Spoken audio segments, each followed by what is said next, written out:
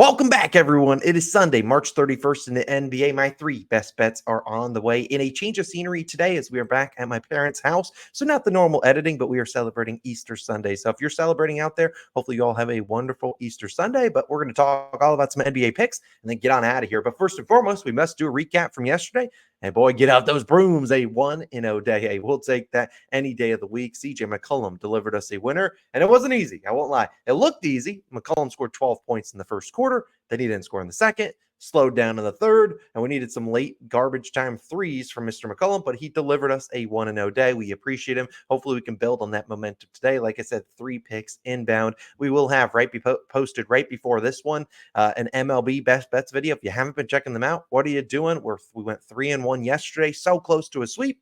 Hopefully we can continue that momentum on a Sunday. But without further ado, let's dive into the picks. We appreciate you guys for watching these videos any day of the week. And if you are new, do us a favor, hit that subscribe button. Trying to hit 200,000 subscribers. We appreciate all the love and support, but let's dive into the picks. I'm going to start with the first one. The guy on the thumbnail, a guy you probably know, LeBron James. I like his over 23.5 points, minus 113 on FanDuel. Now, I really like the Kings matchup tonight back in Brooklyn where they're taking on the Nets, and I think the Nets can keep this game competitive. But we're talking about the Lakers. The Lakers' last game wasn't all too competitive, and largely was a little bit due to LeBron James as they lost that game in Indiana by 19 points. An embarrassing defeat. Now, LeBron didn't really help the team out a whole lot that night. 16 points, 12 field goal attempts, 5 turnovers. The Pacers did a pretty good job defensively on him. However, I expect him to bounce back here tonight against the matchup that he's actually played pretty well in. And we've seen so far this season when LeBron has down games, very rarely, but when he has those down games where he doesn't score 20 points, typically bounces back. In fact,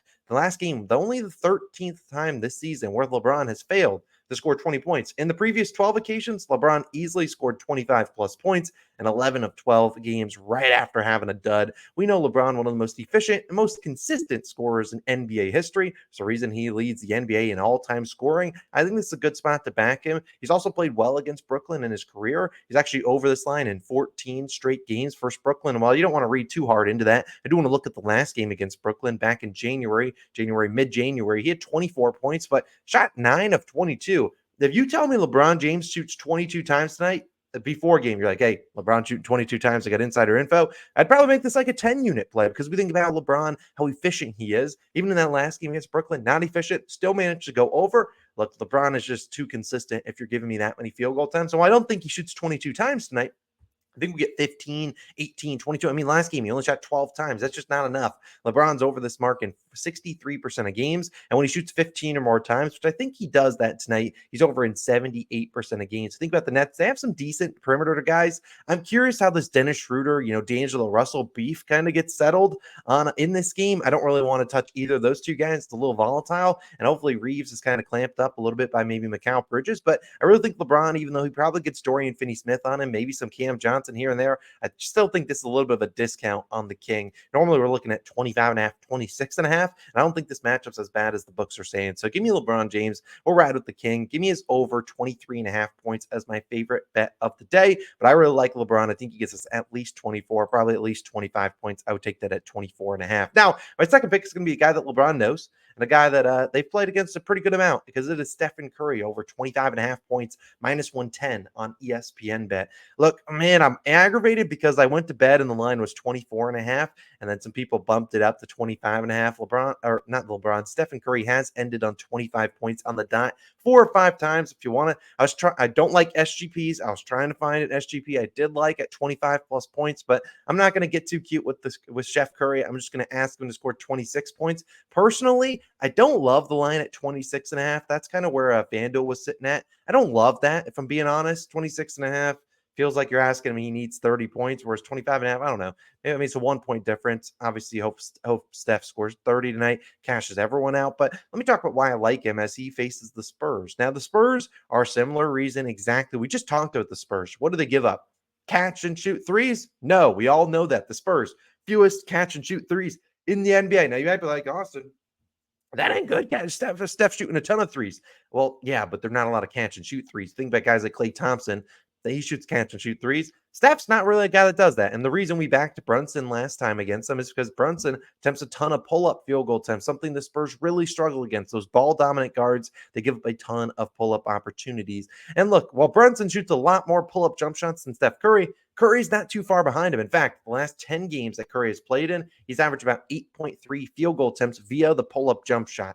Now, the issue is Steph Curry hasn't really been shooting the ball too well in those pull-up jump shots, shooting 33% from the field, 31% from the three-point line. So we all know Steph Curry, one of the best shooters in the NBA. He could almost hit this over in a quarter. We've seen him do that before where he scores like 17, 20 points, just boom, like that. And we've seen him play well against the Spurs, scoring 33 and 35 points against them. This season, he's over this line in 62% of games with 15 or more field goal attempts. And while you could look at Steph Curry's game log, be like, Austin, he's up under in 3 straight. You also think about he played the Heat, Magic, and Hornets. 3 very slow playing teams and 3 teams that are very good defensively over the past 25 games. Now you get a Spurs team that will do a really good job limiting those perimeter guys in terms of the catch and shoot specialists like Klay Thompson, but they also have Wembanyama to contest every shot in the paint. So even if Kuminga plays, which he missed their last game, I don't see a big night coming from him. I think this is a game where Steph Curry gets back on track. I liked his over in 3-pointers at 4.5.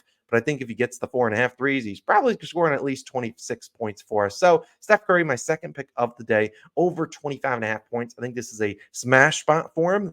Guards that should have a lot of volume have been absolutely cooking the Spurs, given Wembanyama plays a lot of drop coverage and that the Spurs don't really have an elite perimeter ball defender. So you see Steph, he should get a lot of volume tonight. Let's just hope he gets back on track and starts shooting a little bit better efficiently. But I really like the Steph Curry. I'll roll with him over 25.5 points. And then my third and final play of the day, like I said, only 3 plays, not going to go too crazy on the NBA Sunday, which can be a little wonky. It's going to be an assist prop, and it's going to be the only assist prop I've cashed in the last few weeks because I don't take them. It's Jalen Brunson over 6.5 assists, minus 105 on DraftKings. Now, if you're looking for an under, which I don't like taking a lot of unders, I don't mind Brunson's under in points today. However, I'm not going to. I'll talk about why I like the under in points, but I'm not going to disrespect Brunson. I already did that once, and he burned me. Instead, I'm going to pivot towards the assists because I kind of think they go hand in hand. Where Brunson doesn't get a ton of field goal attempts today, but instead he gets a lot of assist opportunities. We're asking the Knicks to knock down some shots. Now, why am I back on Brunson once again? Last time we took his over and assist cash in the first half. However, let's hope he can do that again. Why not? Who says no? But over Brunson's last 6 games, obviously small sample size, but the last 6, how's he's been playing? He's averaged 7.2 assists per game on about 13.2 potential assists. So the potential assists are there. He's had actually 6 assists in all 6 of his last 6 games. So really high floor. He's recorded 7+ assists in 4 of 6. So ended on the hook twice, including last game. Now, let's talk about last game. Against that Spurs team, he shot 47 times. 47 field goal attempts. I mean, I thought DeJounte Murray was a typo. No, 47 for him. Insane. And as I talked about in that last game, the Spurs, they give up a lot of pull-up opportunities, pull-up jump shots. Why we're banking Steph Curry today. However, when you have the Spurs on one side of the equation, let's say they're all the way up here, the Thunder, who we will see Jalen Brunson play tonight, they're all the way down here. In fact, the Thunder allow the second fewest pull-up jump shot field goal attempts in the NBA over the last 10 games. Pull-up jump shots, the number 1 shot type for Jalen Brunson. He likes to get into that mid-range pull-up jump shot. However, against a team like the Thunder, when you start to drive against them, they're going to converge on you and make you kick it out to the 3-point shooters, which is why they give up a lot of catch and shoot threes, a lot of catch and shoot 3-point attempts. Well, when we think about what the Knicks are surrounding Jalen Brunson with, you got Dante DiVincenzo, who probably doesn't make a lot of threes today because he just hates me. But you also have Trey McBride now in the lineup. I keep saying Trey McBride. I think about the Cardinals tight end. No, Miles McBride, Deuce McBride, as they call him. He's in the starting lineup. Josh Hart, not going to make a 3 for me. That's not happening. But you also got Hartenstein roll into the rim. You got Mitchell Robinson in there too if he plays today. But at the end of the day, I don't love Brunson to score a lot of points. In fact, I like him to get those assist opportunities, kick it out to the shooters. He's also coming off a game he shot 47 times. That's not Jalen Brunson's game. He doesn't want to shoot 47 times. So hopefully he's a little bit more pass happy today. Worth noting, he's recorded 7 or more assists in all 3 straight games against this Thunder team. And let's keep in mind, they had a lot of other guys on the team like Julius Randle, RJ Barrett, Emmanuel Quickley. Those guys are no longer on the team. It's Jalen Brunson's show. I think he gets upwards of 13 potential assists today. Comes down to whether the Knicks want to knock down some shots. I'm willing to bet at home they'll shoot a little bit better. And I think the Knicks can win this game after coming off that loss. But I think this game's pretty tight. So I think Jalen Brunson gets us those 7 assists. If he wants to do it early, cool. Wants to wait to get him in the second half, fine with me too. I think the potentials are there. And at the end of the day, that's all we can ask for if he's passing it. And I think he'll get plenty of opportunities to his teammates. Let's just hope they knock down some shots for us. So my 3 picks of the day, you can see them scrolling on the bottom of the screen. LeBron James over 23.5 points, minus 113 on FanDuel. Stephen Curry, we're taking his over 25.5 points, which is about minus 110 on ESPN bet. And third and final play of the day, Jalen Brunson of the Knicks over 6.5 assists, minus 105. I liked it. It was plus 110 last night. Didn't secure that value, but I still think it's good at 6.5. I personally wouldn't play it at 7.5, but that's just me. I like those 3 picks. That's a 3-0 sweep. Hopefully, you guys have a wonderful Easter Sunday. If you want to go check out our MLB picks coming off a 3-1 day on Saturday, go check it out. It's linked right here, plus my Australia video on the second channel. Go show the second channel some love. We appreciate you guys as always for tuning in on Sundays. One of our least viewed days, but anyone out here watching the videos, I appreciate you. Hit that subscribe button, drop a like. Let's have a wonderful Sunday, and I'll be back again on Monday morning with some more picks, and I'll see you guys bright and early. Then go check out the MLB video. What are you doing? Click it, click. See you guys. Have a great Sunday.